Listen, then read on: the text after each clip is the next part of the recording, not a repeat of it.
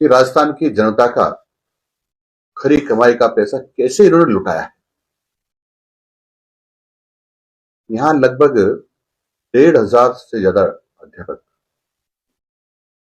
अधिशेष भी हैं और प्रतिनियुक्ति पे भी हैं, जिनको डेपुटेशन करते हैं।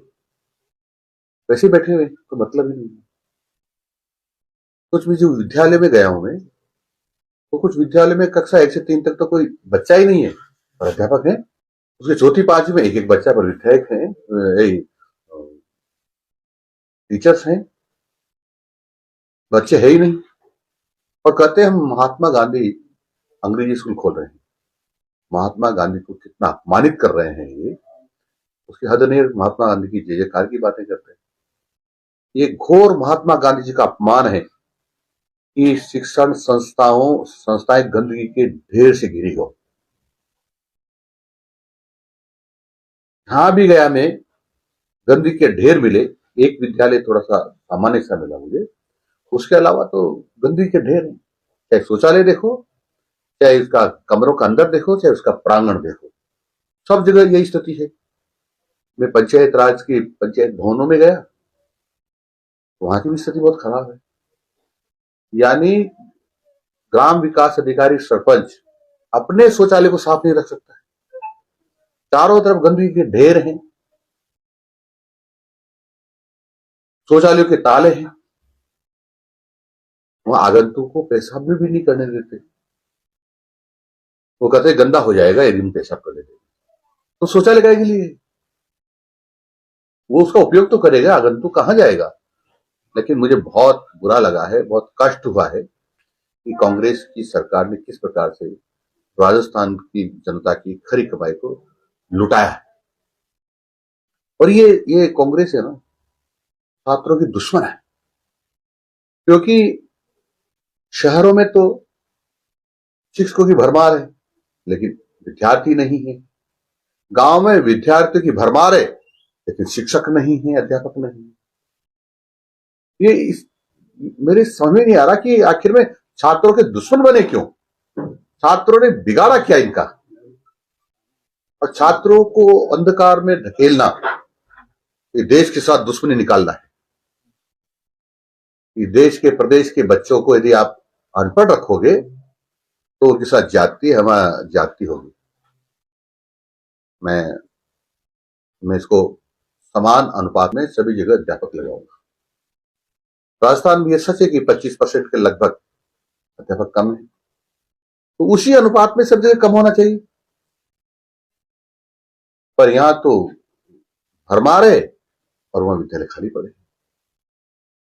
मैं कोशिश करूंगा जो मेरे पास अध्यापक हैं उनका किस प्रकार से ठीक तरह से उपयोग कर सकूं, तो कोशिश करूंगा। जो गंदगी के बारे में मैंने सबको कहा है, चाहे वो पंचायत राज के अधिकारी हो, चाहे शिक्षा विभाग के। यदि आप अपने विद्यालयों की साफ सफाई ठीक प्रकार से नहीं रख पाते हैं और आपको लगता है कि हमारे पास संसाधन नहीं है, तो आपको मैं बहुत अच्छे साफ सुथरे विद्यालय भेज दूंगा, जहां पर साफ सुथरा भी रहता है और गांव के लोग भी सफाई करते हैं और सब लोग सहयोग करते हैं ताकि विद्यालय साफ रहता है। वो गांव में है, ऐसे विद्यालय में भेज दूंगा ताकि आपको साफ सफाई नहीं करना पड़े, उसके लिए तैयार रहे।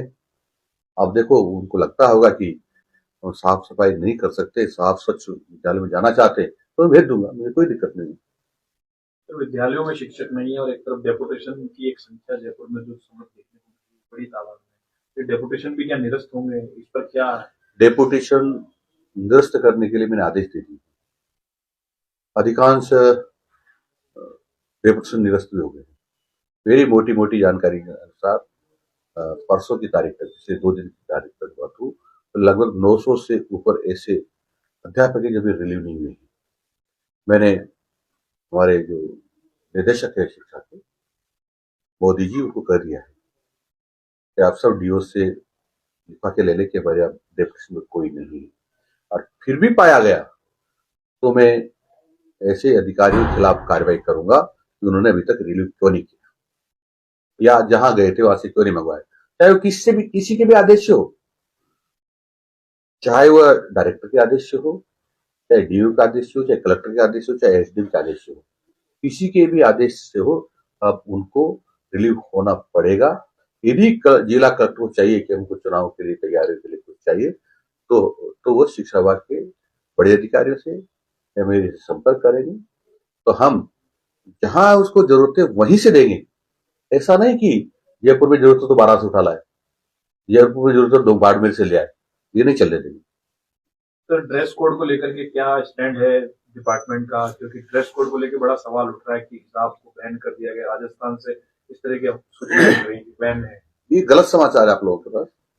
हम हिजाब के विरोधी है ही नहीं। कोई भी पोशाक, कोई भी ड्रेस आम जन पहन सकता है, लेकिन विद्यार्थियों के लिए तो विद्यालय में ड्रेस, जिसको पोशाक भी कहते हैं, गणवेश भी कहते हैं, वो जो तय गणवेश है वही पहनकर आना पड़ेगा। और यदि किसी को आपत्ति है कि मैं गणवेश तो नहीं पहनूंगा, तो वो दूसरे विद्यालय में चला जाएगा, गणवेश की छूट है। सर, एक शिक्षा विभाग के अंदर सिविल वर्क जो होता है वहां पर 3rd ग्रेड टीचर लगेगा, बहुत बड़ी संख्या है। और भी जो पढ़ाने वाले टीचर है वो शिक्षा विभाग में सिविल वर्क कर रहे हैं सर, बहुत लंबे वक्त से। तो क्या उनके खिलाफ भी कार्रवाई होगी, उन्हें भी हटाया जाएगा? लगभग 200 ऐसे कर्मचारी हैं, ऐसे टीचर्स हैं।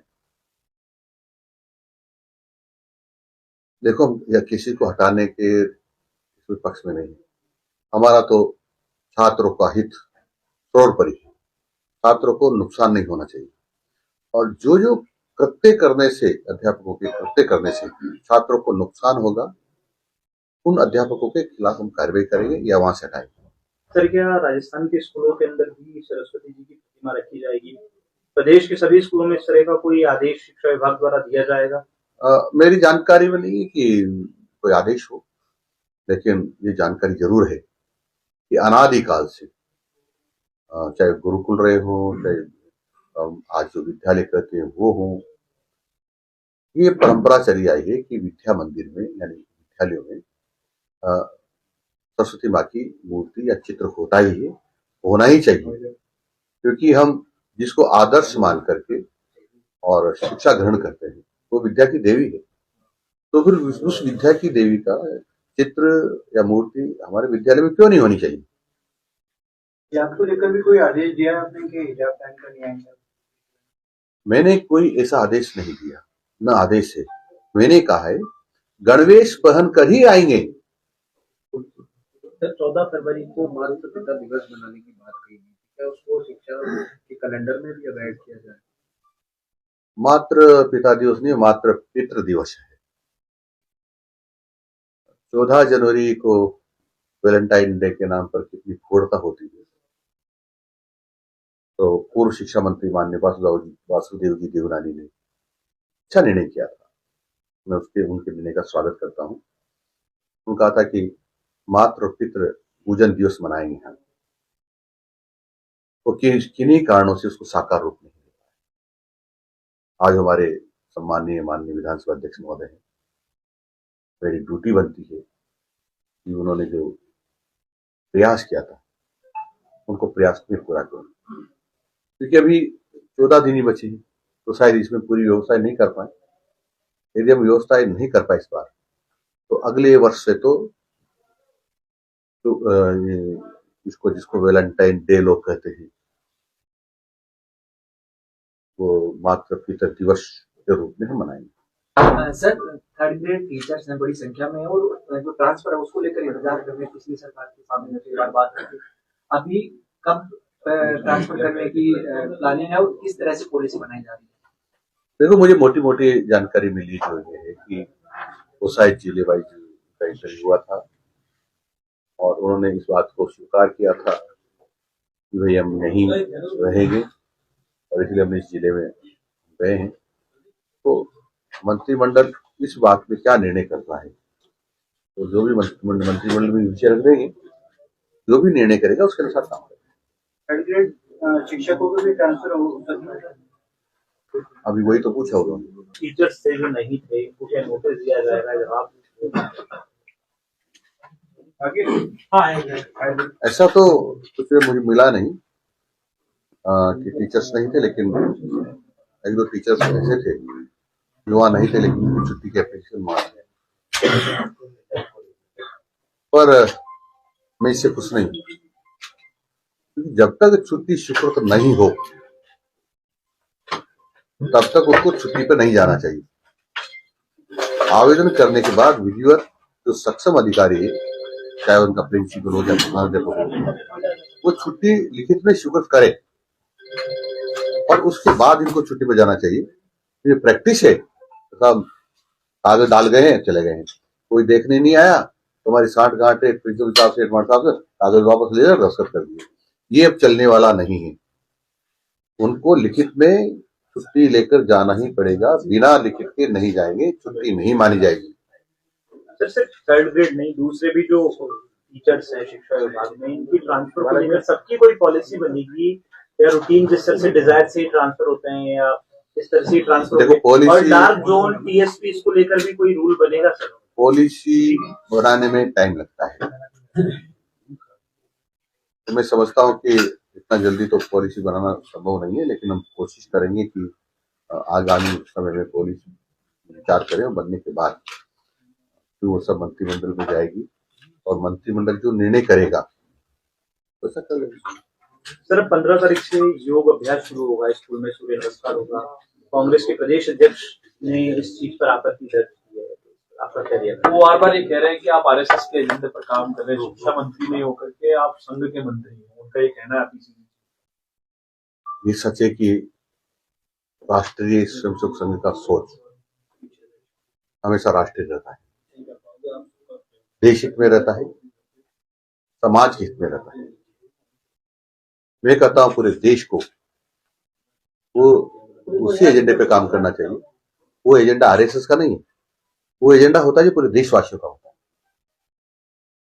वो ये कहता है एजेंडा आरएसएस का है, भाई सबको देशभक्ति सिखाओ, सबका चरित्र निर्माण करो, व्यक्ति का निर्माण करो। ये यदि आरएसएस का ही है, देश का नहीं, तो गलत बात है। ये तो एजेंडा पूरे देश का है। सब ईमानदार रहना चाहिए, देशभक्त रहना चाहिए, परोपकार करना चाहिए, तो पूरे देश का है। और जो पूरे देश का एजेंडा है हमारा भी है। शिक्षा विभाग में जो भर्तियां है, चाहे रेट लेवल 1 हो या 2 हो, उसमें ज्वाइनिंग की प्रक्रिया भी अटकी हुई है और वो इसलिए अटकी हुई है कि शिक्षा विभाग की तरफ से कोर्ट में कोई पक्ष रखने वाला नहीं है। ये सच है। जैसे कुछ बच्चों ने मेरे को कहा है, कांग्रेस को चाहिए था कि अपना उस समय अपना पक्ष ठीक तरह से रखवाते, और जो कोर्ट में मामला चल रहा है तो मैंने अधिकारी को निर्देश दे दिए हैं कि अपने प्रॉपर वकील भिजवाएं और मान्य अदालत की जो सुनवाई होती है उसमें शामिल हो।